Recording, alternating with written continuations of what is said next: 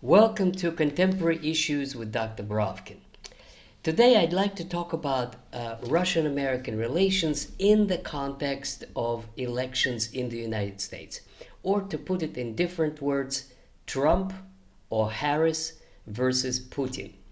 The impact of elections on the current crises that is going on in the relations between the United States and Russia, particularly in view of the conflict in Ukraine and also in the situation around Israel, Hamas, Gaza, and Iran. Now, it is very hard to make predictions, and most of the time they don't come true. But what is possible to do is to rely upon the statements and commitments of leaders in the current situation, in their past record, to try to determine what would be the likelihood of their actions in the future. And this is what I'm going to try to do in regard to what impact it would have on the Russian-American relations if it were President Trump in November or if it were President Harris. Now, we'll start with Trump. The interesting thing about Trump there's a lot of sort of hidden enthusiasm for Trump, both in the United States and in Russia, and a lot of skepticism about him in Europe. Now, this is all about the America First approach. So, America First approach, which is pretty much Republican policy now, and Trump and Vance have articulated very clearly that the priority is to defend American borders and not those of foreign countries such as Ukraine. The priority is to rebuild America and make it great again rather than make Ukraine great again, and so on and so forth. So this, of course, means that the Ukrainian leadership, Zelensky and others, are very much scared at the prospect of Trump presidency, and this is why they have recently begun talking about peace and this peace conference and inviting the Russians. And this is why there's some talk in the air of referenda in the eastern Russian-speaking provinces in order to find out a way that they cease being a part of Ukraine and become part of Russia. Now, Trump's approach, as he publicly articulated, would be, as he could have boasted, that he could create peace in Ukraine in 24 hours, and that would be done by an ultimatum to Zelensky: sit down and negotiate, or else there won't be any more weapons. Or similar, that would be an ultimatum to Putin: sit down and negotiate, or else there would be a whole lot of weapons to Ukraine. Now, my position, of course, is that this is not going to work. Why? Because, first of all, Putin will not accept being talked to in a language of ultimatum. You do this or you do that. This is exactly why there's such a widely spread anti-American feeling in Russia, is because Russians don't like to be talked to. They're very proud to being a great power again, and they will not accept being dictated to. Second problem with this approach is that yes, they may negotiate, but negotiate about what? That's the problem. Suppose that Ukrainians are ready to cede some territory, and Donbass and Russian-speaking provinces, suppose, would become part of Russia. Would that resolve the problem? No, it won't. Because the war is not about territory. The war is about NATO expansion, as I have mentioned many times in the preceding videos. So the question would be, if the policy remains under Trump that after the war, Ukraine becomes part of NATO, which is the official policy of the United States today, that is not acceptable to Russia. Not half of Ukraine, not a quarter of Ukraine, none of Ukraine would ever be a member of NATO, because therefore, will Trump be able to accept that Russian position that there is no expansion of NATO? And that means not just Ukraine, it means no NATO in Moldova and no NATO in Georgia, no NATO in any former Soviet territories.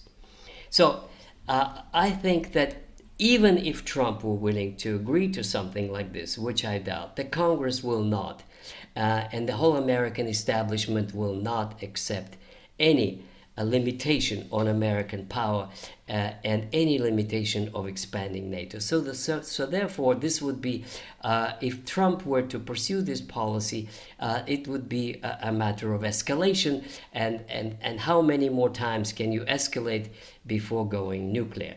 Therefore, it cannot be done. Now, even more dangerous is Trump's position in regard to Israeli-Palestinian conflict.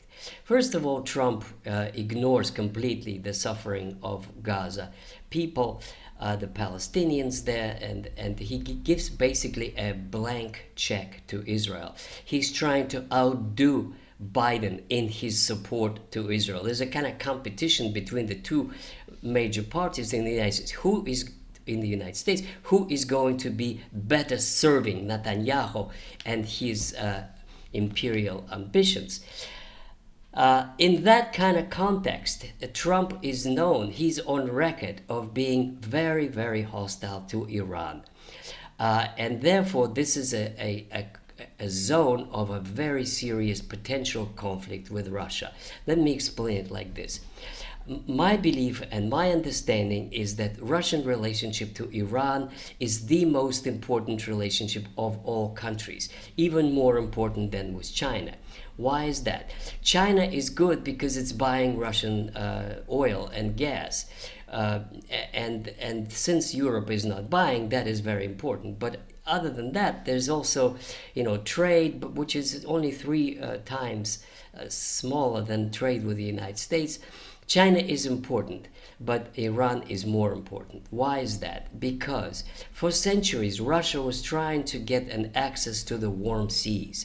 And it has access to the Baltic Sea, but of course it's blocked by NATO.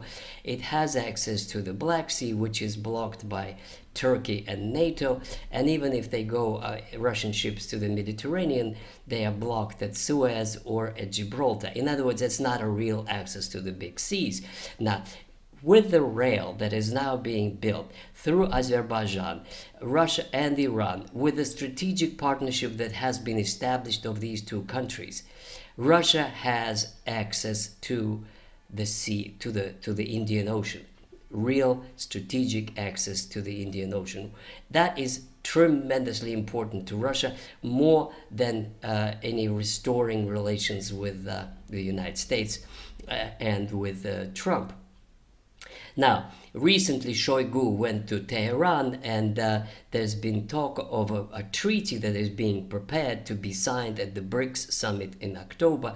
There is also talk of some S-500 or S-400 missiles being delivered to Iran to defend itself against possible Israeli and or American attack.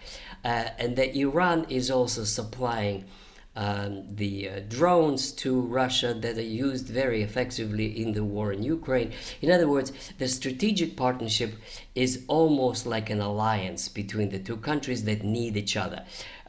Iran is under sanctions, Russia is under sanctions. They need each other in terms of trade, in terms of military cooperation, and in terms of strategic interest. And therefore, Trump's hostility to Iran and Netanyahu's ardent desire to involve the United States in the war against Iran on its behalf, to use the US to do their war fighting, that is potentially extremely important for the region and for the world, and that can involve Russia in this conflict if there is a real war going on between these two proxies. So, and a few words about China. Here's another one. Trump is on record of being, China is the real enemy, and that is a kind of consensus among all American political parties that China is the real enemy. Well, Russia and China seem to be cooperating seriously in terms of trade, in terms of strategic cooperation in the Pacific Ocean, and also in terms of the possible future conflict over Taiwan. So this is another area where Trump's very strong, America first position directed against China can bring it to a clash with Russia. So all of that, to sum up, means that Trump's presidency will not be any, I don't think it would lead to any improvement in Russian-American relations. In fact, it would make the crisis worse because Trump has more extreme positions than his predecessor. Now about Harris.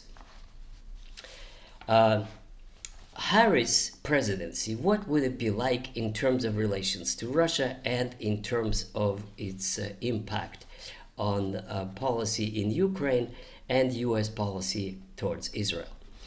Now, my estimation is that Elon Musk is correct when he says that Harris is basically a spokesperson for the deep state, or to put it in the more polite ways, American establishment that has been running the country ever since Clinton, and the policy hasn't changed. It was America first policy, it was expansion of NATO, it was strengthening of the alliances, it was building new ones such as AUKUS, it's consolidating everybody against Russia in Europe.